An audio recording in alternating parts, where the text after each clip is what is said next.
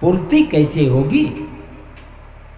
गुरु महाराज कहते तुम सत्संग करो, तुम्हारा काम बनेगा। काम बनेगा माने तमाम इच्छाओं के पीछे जो इच्छा खड़ी है उस इच्छा की पूर्ति होगी।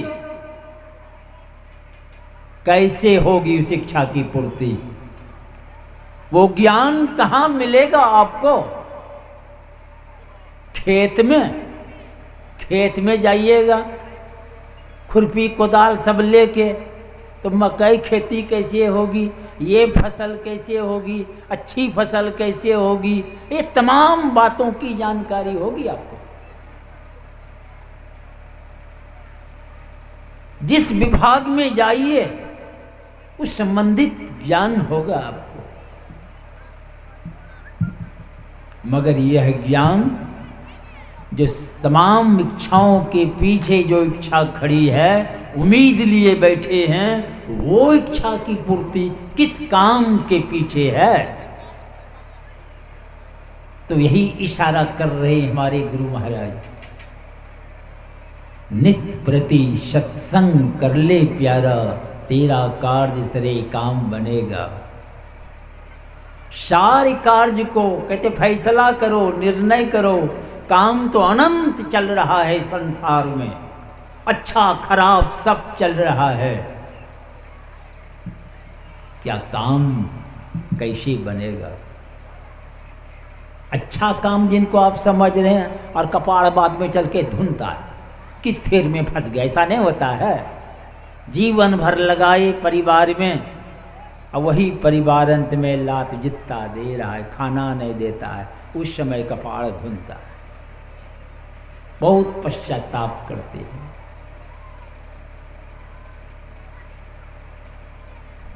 वो कौन सा काम है जो आपको समस्त समस्याओं के जाल को काट के आपको बाहर खड़ा कर दे?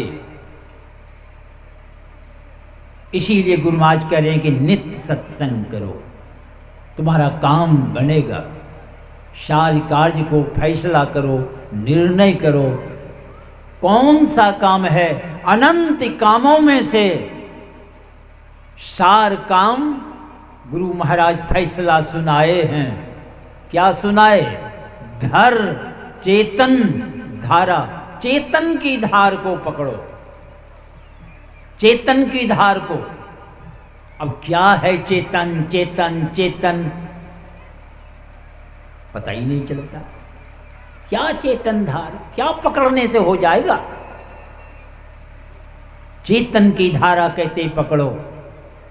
धर चेतन धारा। तुम चेतन की धार को पकड़ोगे, पिंड के पार चले जाओगे। और पार में क्या मिलेगा? ज्योति जगी जावे, प्रकाश प्रकट होगा। और क्या होगा? अति सुख। अति सुख बता रहे हैं, यही न खोज रहे हैं। इसी को हमारी संत कबीर साहब कहते, वस्तु कहीं ढूंढे कहीं, कई विधि आवे हार। हम लोग खोजने में तो वही लगे हुए हैं, मगर जहां है वहां नहीं खोजते। एक बुढ़िया की साड़ी फट गई, चली गई पड़ोस में, सुई धागा लेके आ रही थी। चौराहे पर जब आई तो खंभा में बल्ब जल रहा था। चुटकी पर दृष्टि गई तो देखा कि सुइये नहीं है। अब कोई चीज पकड़े रहिए आप, कुछ देर के बाद अपने ढीली हो जाती है। तो चुटकी लिए तो आ गई चौराहे पर, वहाँ बल्ब जल रहा था, चकाचक की रोशनी थी। दृष्टि गई चुटकी पर तो देखा चुटकी में सुइये नहीं। तो चौराहे पर खोजने लगी। एक सज्जन उधर से आ गया, कहा बूढ़ी माँ क्या खोज रही हो? तो बेटा सुई गिर गई है। तो वे भी लगे खोजने।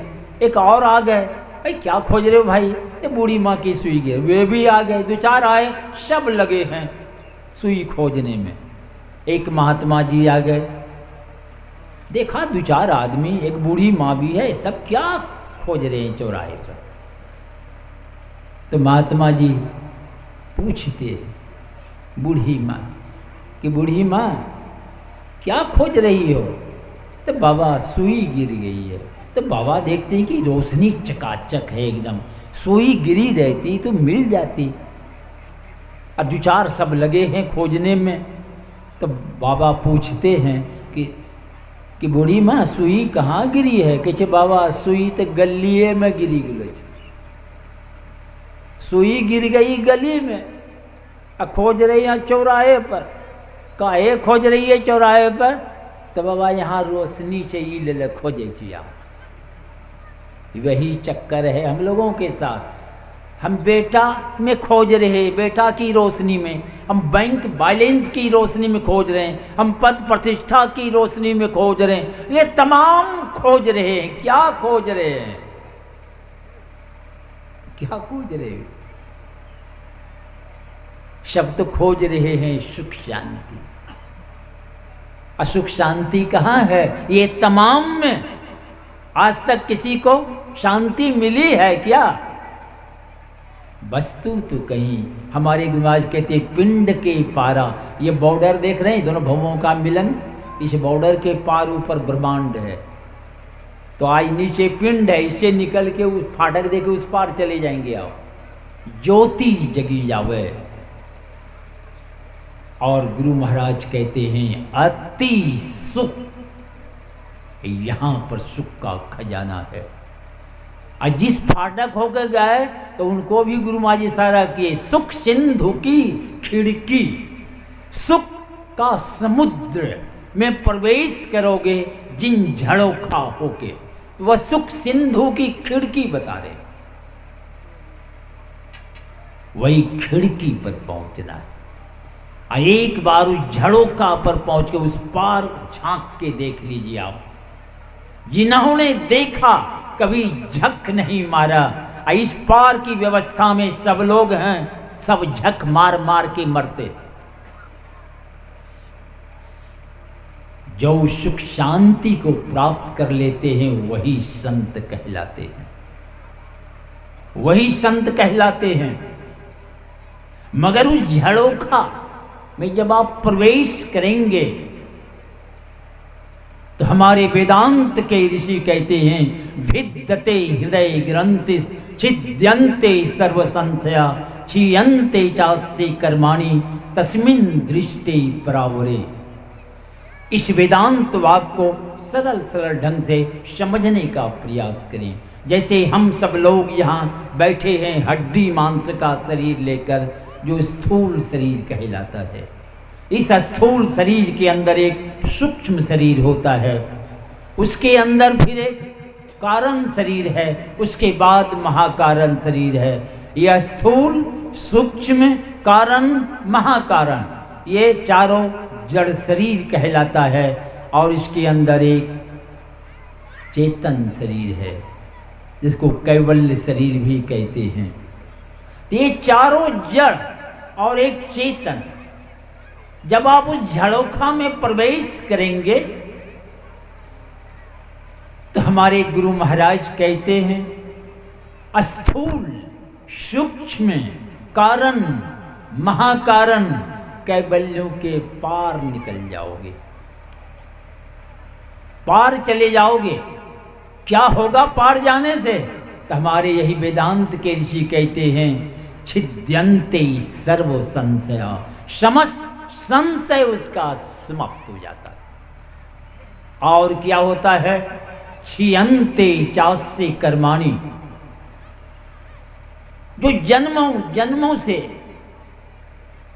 अच्छा खराब कर्म बनते आया है, जिस कर्म बंधन के चलते कभी कीड़ा, कभी मकोड़ा, कभी घोड़ा तो कभी कुत्ता, कभी नरक चले गए, कभी स्वर्ग भी पहुंच गए।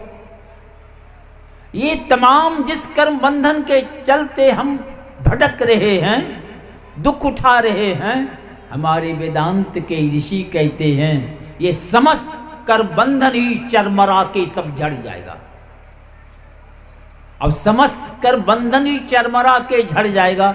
जिस बंधन के चलते ये चक्कर है और वही चरमरा के झड़ गया, तो इस चक्कर से आप बाहर निकल जाएंगे। तो ये समस्त कर बंधनों को तोड़कर कहाँ चला जाएगा? प्रकृति के पार। पार में क्या है? गोस्वामी तुलसीदास जी कहते प्रकृति पार प्रभु, परमात्मा का साक्षात्कार होता है। तो ये संशय उसका समाप्त हो जाता है, कर बंधन सब जन्मरा के झड़ जाता है, और प्रकृति के पार चल अनंत पार परमात्मा का साक्षात्कार हो जाता है। जिन्होंने ये चारों जड़ चेतन को अलग कर, संशयों को समाप्त कर बंधनों को तोड़कर प्रकृति के पार चल अनंत पार परमात्मा का जिन्होंने साक्षात्कार कर लिया है, ऐसे महापुरुष को ही संत कहते हैं। चाहे वह संत भारत का हो, किसी देश विदेश का हो, किसी वेशभूषा में रहता हो, ऐसे महापुरुष को ही संत कहते हैं। और ऐसे संतों के चरणों में अपने को जब तक समर्पित नहीं करेंगे, बिन दया संतन की में ही जानना इस राह को, हुआ नहीं होता नहीं, होनहारा है नहीं, होने ही वाला नहीं है। घड़ी की सुई 5:11 पर खड़ी है। ठंडी समय है, क्या क्या कार्यक्रम है।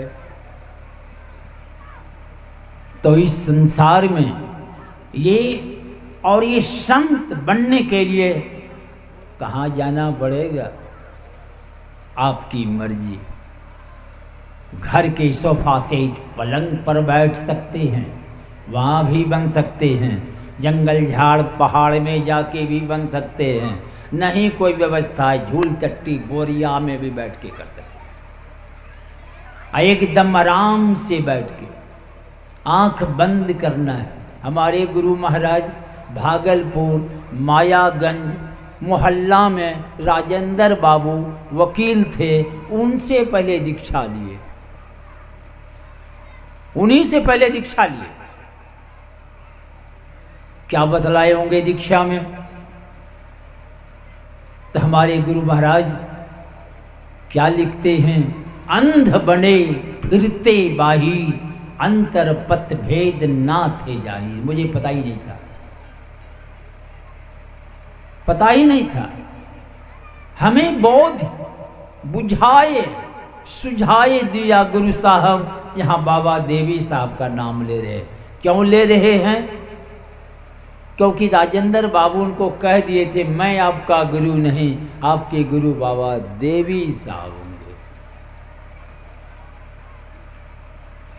ये कह गए राजेंद्र बाबू। तो कहीं गुरु महाराज लिखे नहीं, पदावली में कहीं कहीं नहीं। मगर गुरु महाराज के सामने मैं बैठा था, 2 4 5 और सत्संगी बैठे थे। बहुत दिनों की बात है, लगभग 66 की बात होगी। बैठे थे, अचानक गुरु महाराज इशारा करते एक व्यक्ति के ऊपर। मैं भी नहीं पहचानता, तो मैं उसमें हाफ पैंट ही पहन के कुप्पा गाड़ जाते थे, लड़कपन समय था। तो इशारा किया, इसको पहचानते हो? तो सबकी चली गई दृष्टि, हमारी भी गई दृष्टि, मैं भी नहीं पहचानता था। तो गुरु महाराज क्या कहते हैं सुन लीजिए। ये हमारे गुरु पुत्र हैं, इसलिए मैं इनका आदर सम्मान करता हूँ। वे राजेंद्र बाबू के ही सुपुत्र बैठे थे, प्रफुल्ल चंद्र बाबू। तो गुरु महाराज क्या कह रहे हैं? ये हमारे गुरु पुत्र हैं, इसलिए मैं इनका आदर सम्मान करता हूँ। मगर गुरु महाराज कहते हम तो अंध बने फिर रहे थे, भटक रहे थे। मगर कहा बंद कराए पलक, कहा आंख बंद करो,